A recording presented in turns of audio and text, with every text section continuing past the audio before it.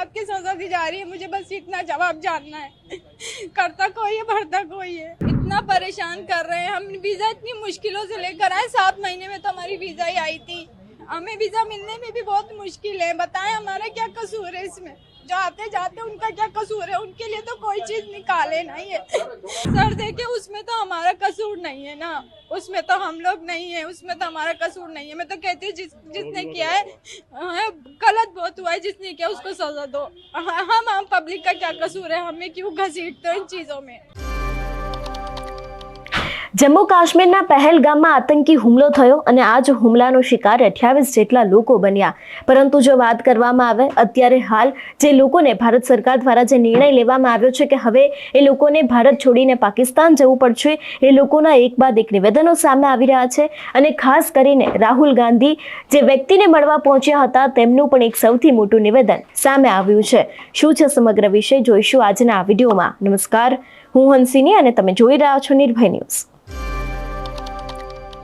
હુમલા બાદ ભારત સરકાર દ્વારા ઘણા બધા અગત્યના નિર્ણય કરવામાં આવ્યા। ખાસ કરીને જે સિંધુ જળ કરાર છે એને પણ રદ કરવામાં આવ્યો હતો અને પાકિસ્તાનીઓ જે ભારતમાં રહી રહ્યા છે એ લોકોને પણ દેશ છોડવાનું અલ્ટિમેટમ આપવામાં આવ્યું હતું। જો કે એક બાદ એક લોકો અત્યારે હાલ પાકિસ્તાન જઈ રહ્યા છે। ઘણા બધા વિદ્યાર્થીઓ એવા પણ છે જે લોકો ભારતમાં ભણ્યા છે, તે લોકોની હાલત છે તે કફોડી બની છે। ઘણા બધા લોકો એવા છે કે તે લોકોના સગા સંબંધીઓ અહીંયા રહે છે, તેમ છતાં પણ તે લોકોને છોડીને તેમને જવું પડ્યું હતું। સૌથી પહેલા તો ભારત छोड़ीने जो पाकिस्तानियों जई रहा है ते लोगों ने सांभळीए। मुझे वापस किया जा रहा है, मेरी क्या गलती है? मेरा क्या कसूर है? मुझे किस बात की सजा दी जा रही है? मुझे बस इतना जवाब जानना है। करता कोई है, भरता कोई है। तो आप कितने टाइम पहले यहाँ पर आई थी?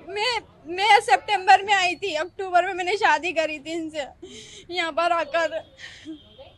तो आपके पास क्या वीजा वगैरह लॉन्ग टर्म वीजा जो होता है वो मैंने जमा करवा रखी थी, पेंडिंग पर थी। मिला नहीं? अभी इन्होंने दिया नहीं। इतने महीने हो गए, सारे हमने रूल्स फॉलो करे इनके, लेकिन फिर हमें किस बात की सजा दी जा रही है? बस मुझे ये जानना है। तो अब यहाँ पर आप आए हैं, क्या बोला गया है? कब लगा? वो कह रहे हैं ऊपर से ऑर्डर है, ऊपर से ऑर्डर है। तो आप कितना टाइम में आपको वापस भेजने के लिए कहा जा रहा है? कल आज बोल दिया कि चले जाओ। आपकी लास्ट ईयर ही शादी हुई है सितंबर में? ये अक्टूबर में 12 अक्टूबर को शादी की है। तो लॉन्ग टाइम वीजा अभी तक इन्होंने नहीं दिया। इसमें हमारा तो कसूर नहीं है ना, इनको तो अप्लाई करना चाहिए ना। अब जिनका नहीं है उनको भेज रहे हैं, जिनको मिल गया उनको नहीं भेज रहे हैं। अब जिनका नहीं है उनका क्या कसूर है? तो आप क्या वहाँ से वीजा पर आई थी? मैं भी वीजा पर ही आई थी, वीजा लेकर आई थी। कितने टाइम के लिए? सितंबर में। नहीं, कितने टाइम का वीजा था? हमारा 1.5 महीने का वीजा था। अच्छा, 1.5 महीने का वीजा। 1.5 महीने के बाद वीजा वो एक्सपायर हो गया। फिर मैंने शादी कर ली थी ना। अब ये लोग मुझे लॉन्ग टर्म वीजा देते हैं, लेकिन अभी तक दी नहीं इन्होंने। इतना परेशान कर रहे हैं, हम वीजा इतनी मुश्किलों से लेकर आए। 7 महीने में तो हमारी वीजा ही आई थी, हमें वीजा मिलने में भी बहुत मुश्किल है। बताएं हमारा क्या कसूर है इसमें? जो आते जाते उनका क्या कसूर है? उनके लिए तो कोई चीज निकाले नहीं है। एक सवाल ये है कि जिस तरह से पहलगाम में हुआ और सर देखिए, उसमें तो हमारा कसूर नहीं है ना, उसमें तो हम लोग नहीं है, उसमें तो हमारा कसूर नहीं है। मैं तो कहती हूँ जिसने किया है गलत बहुत हुआ है, जिसने किया उसको सजा दो।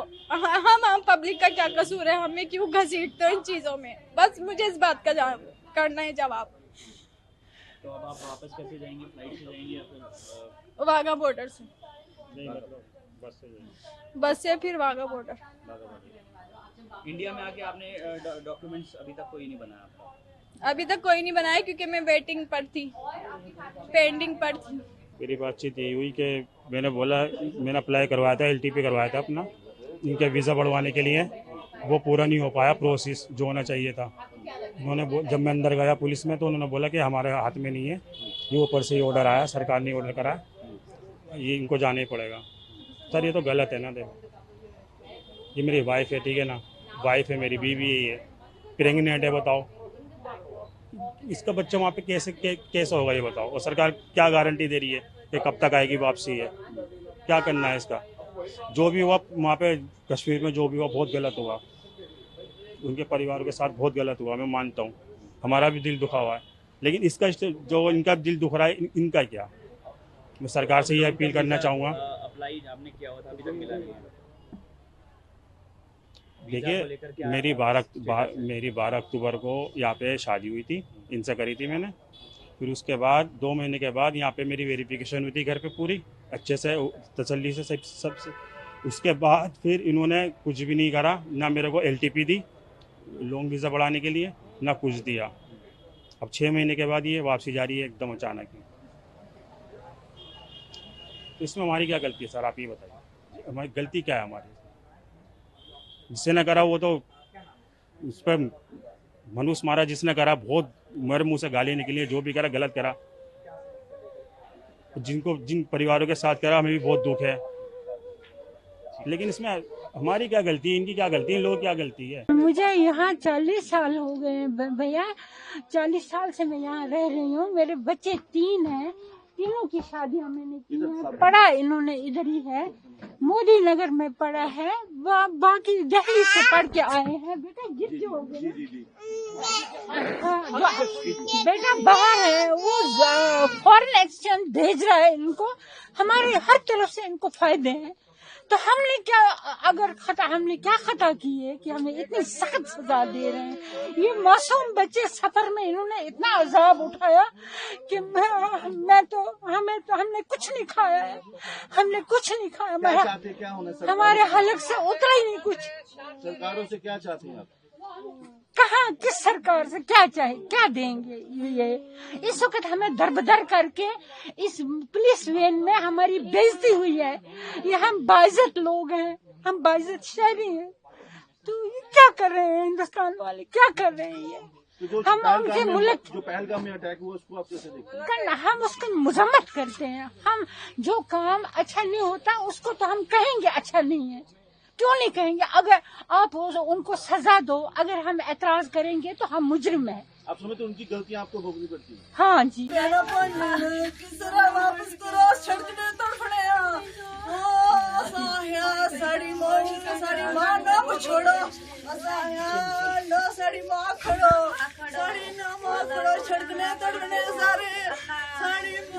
बच्चे छड़कने वापस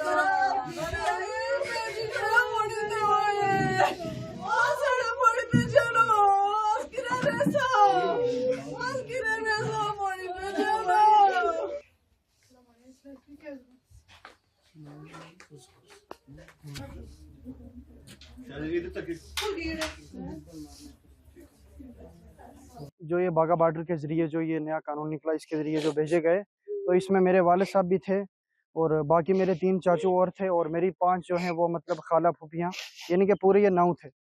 और ये मतलब ऐसे थे ना कि जो अरसाए मतलब तकरीबन 43 साल से यहाँ पर ये बस रहे थे। और पहले ये इधर ही के थे, फिर गए वहाँ, उसके बाद यहाँ मतलब 40-50 साल हो गए इनको यहाँ रहायशी हैं। तो ये सरासर हमारे साथ नाइंसाफ़ी है। गवर्नमेंट को सोचना चाहिए कि पहले उनको देखना चाहिए कि मतलब कम से कम रिकॉर्ड पूरा देखना चाहिए कि 40-50 साल एक यूँ समझे कि इंसान की पूरी ज़िंदगी होती है। तो ये हमारे साथ सरासर नाइंसाफ़ी है। बिल्कुल हम गरीब परिवार से ताल्लुक़ रखते हैं। और ये देखें मेरी छोटी छोटी बहनें ये रो रही हैं, अब क्या होगा इनका? हमारे सहारा वही थे सिर्फ वालिद साहब। तो हम ये मौजूदा हुकूमत से ये अपील करते हैं कि हमारे साथ इंसाफ किया जाए और जो भी हमारे गए हैं, मतलब जो हमारी फूफियाँ हैं, चाचू हैं, सब हमारे अपने हैं, अपना खून है सबका। मतलब वो इतने अरसे से आधी सदी यहाँ पर गुजारी उन्होंने। तो हम जो वक्ती हुकूमत है हम उनसे ये मुतालबा करते हैं और उनसे ये इल्तिजा करते हैं, हाथ जोड़ के इल्तिजा करते हैं कि वो हमारी इस पुकार को सुने और इसके ऊपर कड़ी से कड़ी कार्रवाई करें। और जो हमारे उधर गए हैं, जो भी फूफियाँ चाचे जो भी, तो उनको लिहाजा वापस भेजा जाए।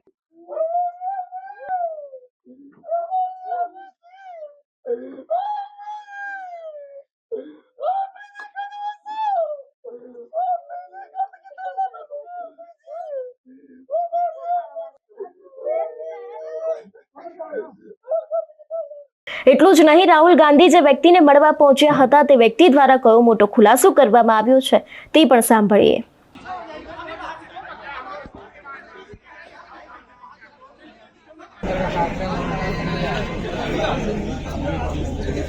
चलिए फोटो मत लीजिए, चलिए भाई चलिए। आप इस देश को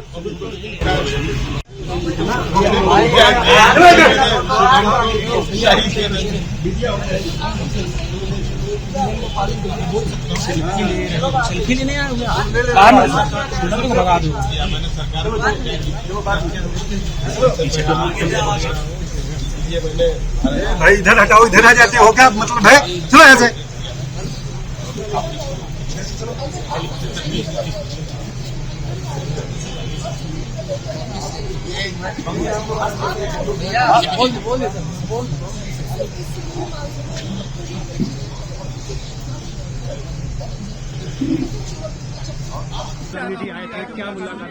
राहुल गांधी जी आए थे, आदरणीय राहुल गांधी जी आए हुए थे हमारे यहाँ। मैं और मेरे परिवार ने, मेरी बहू ने ये मांग रखी है कि शुभम को शहीद का दर्जा मिलना चाहिए। भारत सरकार उन्हें शहीद का दर्जा दे। आदरणीय राहुल गांधी जी ने मुझे आश्वासन दिया है कि मैं अपने स्तर से पूरा प्रयास करूंगा। प्रधानमंत्री को पत्र लिखूंगा और मैं अपने स्तर से पूरा प्रयास करूंगा।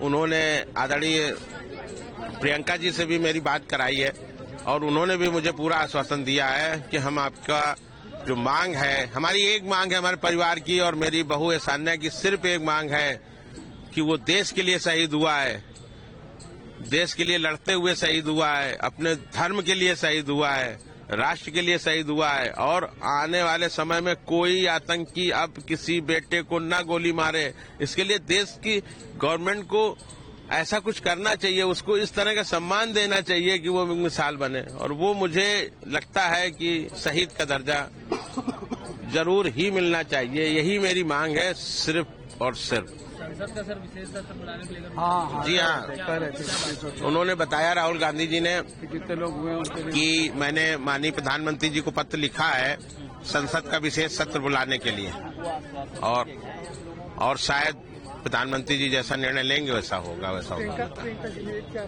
प्रियंका जी ने मेरे से बात करी है कि मैं इस से बेहद दुखी हूं और जो आपकी मांग है वो आपकी मांग जायज है। आपके बेटे को शहीद का दर्जा मिलना ही चाहिए और मैं सरकार पे पूरा दबाव डालूंगी और बात करूंगी अपने तरीके से कि शुभम को शहीद का दर्जा दिया जाए। इसके लिए हम लोग पूरी ताकत से आपके साथ खड़े हैं और उन्होंने हमेशा के लिए बोला है कि कभी भी आपको कोई चीज हमारी जरूरत होगी, हम हर समय आपकी मदद के लिए हैं। તમારું શું માનવું છે આ વિષયને લઈને અમને કમેન્ટ કરીને ચોક્કસથી જણાવજો। તેની સાથે જ અમારી ચેનલ નિર્ભય ન્યૂઝને લાઇક, શેર અને સબસ્ક્રાઇબ કરવાનું ભૂલશો નહીં। નમસ્કાર।